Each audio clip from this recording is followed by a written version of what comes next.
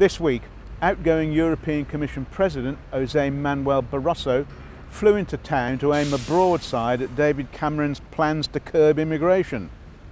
Shadow Chancellor Ed Balls was forced to retreat on his mansion tax after it was branded a London tax by his own MPs.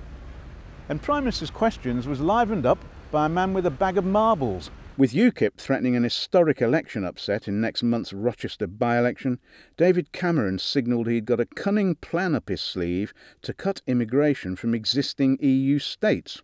It was a significant hardening of his previous line that it was migrants from new entrants to the EU he had in his sights, and it sparked a pretty quick response from Europe. Brussels' top bureaucrat Barroso flew into town and delivered a series of remarks which amounted to telling Cameron his alleged plans were illegal and the Prime Minister was about to make an historic mistake by leading the UK out of the EU. It will be an historic mistake if on these issues Britain were to continue to alienate its natural allies in Central and Eastern Europe when you were one of the strongest advocates for their accession. Cameron hit back, telling Barroso his boss was the British people, not a Brussels bureaucrat, and he repeated his pledge to come up with tough new curbs.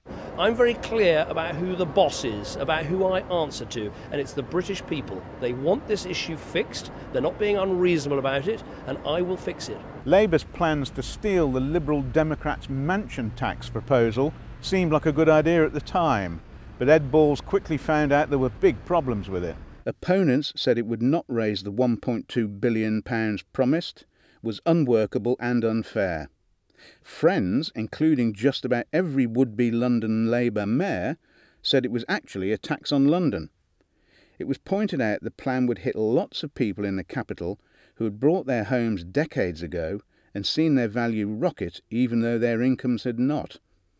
These asset-rich, cash-poor voters were concentrated in Labour London. So to ensure they stay Labour, Ed Balls announced some clarifications to his proposal, for which read changes, to protect those on basic rates of tax and below. A particularly boring session of Prime Minister's Questions was brought to life when a man in the gallery was so fed up with proceedings he launched a peculiar sort of protest.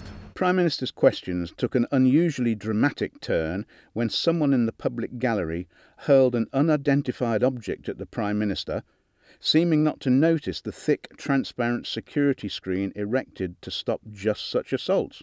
His missile, which later turned out to be in a bag of marbles, fell to the ground and he was bundled out by security staff shouting something about us and them. And that's it for this week. To keep up to date with all the political news from Westminster, go to ibtimes.co.uk.